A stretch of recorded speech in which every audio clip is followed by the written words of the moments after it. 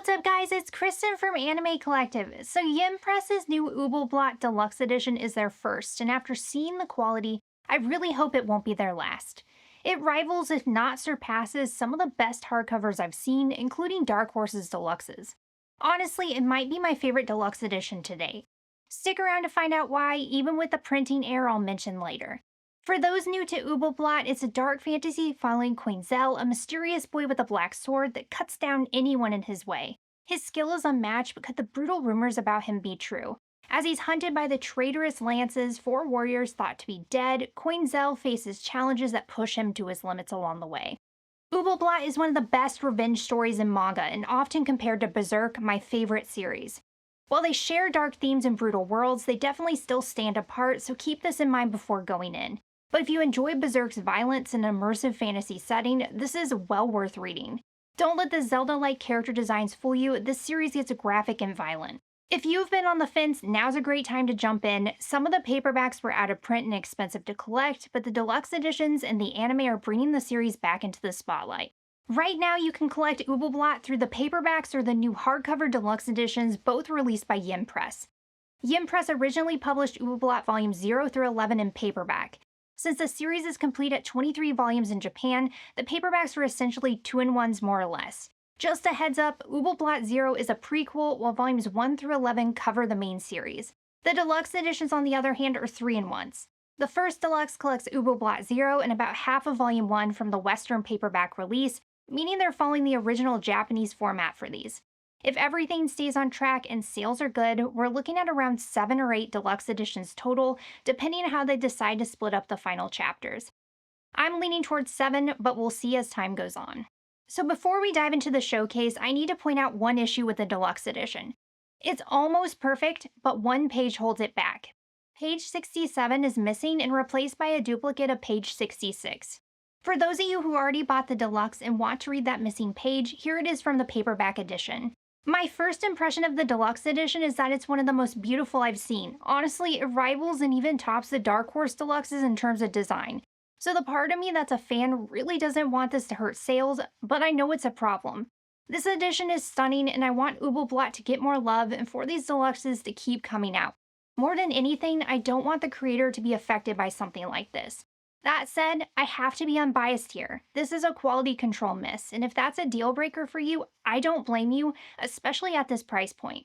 I reached out to Yen Press about the printing error but haven't heard back yet. I asked if they plan to fix the mistake in future printings, or if they'll offer any kind of replacement program for the current copies, similar to how Kodansha handled the first printing of Medalist Volume 1. If I get any updates, I'll post a top comment to let you know. Even so, there's a lot they got right with these editions. We all love manga and want these series to succeed, and this deluxe is one of the most beautiful hardcovers I've seen, even with that blemish. That said, let's get into how the deluxe compares to the paperbacks and how it stacks up against other releases like Dark Horse's deluxes. Let's start with the price. The Übel Blatt Deluxe editions retail for $55 each, while the paperbacks originally retailed for $20.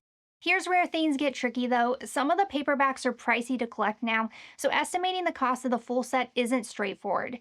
Based on recent sales, I've seen the complete paperback set volumes 0 through 11 sell for anywhere between $325 and $430. Some of the paperbacks are still available at retailers, but not all of them, so something to keep in mind. With the deluxes priced at $55 each, completing the series will likely cost around $420 to $440, depending on how they split up the final volumes. This puts them in a similar price range to the paperbacks, but the quality, the hardcover format, and the ability to pick them up from retailers instead of aftermarket sites make them worth it in my opinion. For deluxe editions, I think these are competitively priced alongside others like the Berserk deluxes from Dark Horse or Vinland Saga deluxes from Kodansha, which also retail in the $50 to $55 range. I also want to quickly touch on the release schedule since the deluxe editions are still new.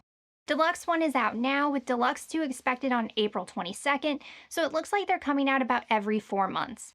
As of this video, the remaining deluxes don't have official release dates yet, but keep an eye out for listings in the coming months. As for size, the paperbacks are the same size as Viz's signature releases like Tokyo Ghoul, or Yen Press's larger format titles such as The Horizon, though they're thicker since they're almost 2-in-1s. Despite that, they match the height of those editions on the shelf. The Übel Blatt Deluxes, on the other hand, are larger in format and are slightly bigger than the Dark Horse Deluxe editions. When it comes to design, the paperbacks have a glossy cover with artwork and the Übel Blatt logo at the top. Since they're around 2-in-1s, they're thicker and closer to omnibus size, but still match the height of Viz Sig volumes or larger Yimpress releases.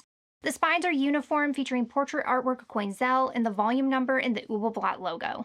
The first deluxe edition, on the other hand, comes wrapped in textured black pleather. The texture is even more pronounced than what you find on the Berserk Deluxe Editions from Dark Horse. It features metallic foil detailing with Quenzel's artwork in gold and the Übel Blatt logo in contrasting silver.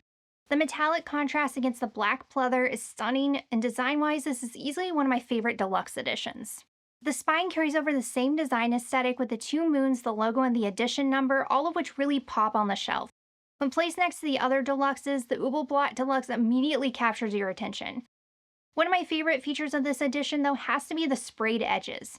I've wanted to see detailed spray edges like this on a manga release for so long. While I've had black edges on Death Note editions and Leviathan, and silver gilded edges on At the Mountains of the Madness Deluxe, this, as far as I know, is the first time we've seen such intricate artwork sprayed along the edges of a manga in the West. Such a nice touch and a good representation of how these sprayed edges can amplify a release.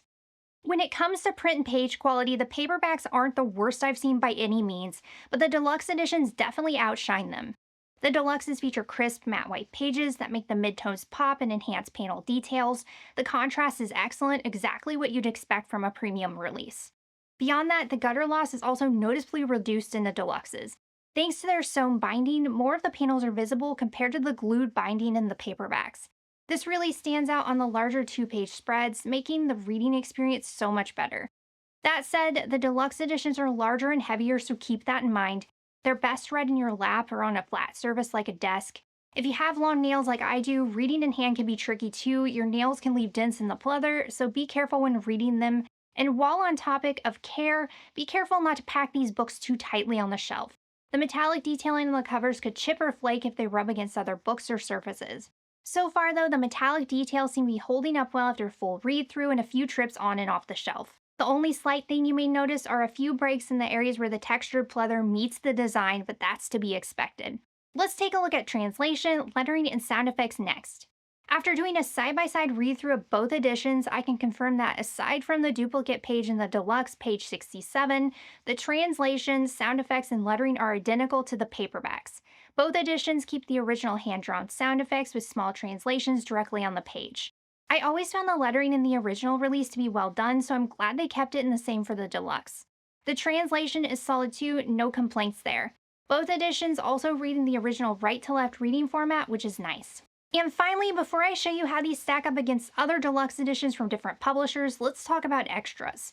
The deluxe editions include all of the original content from the paperbacks, including the full-color artwork pages at the beginning.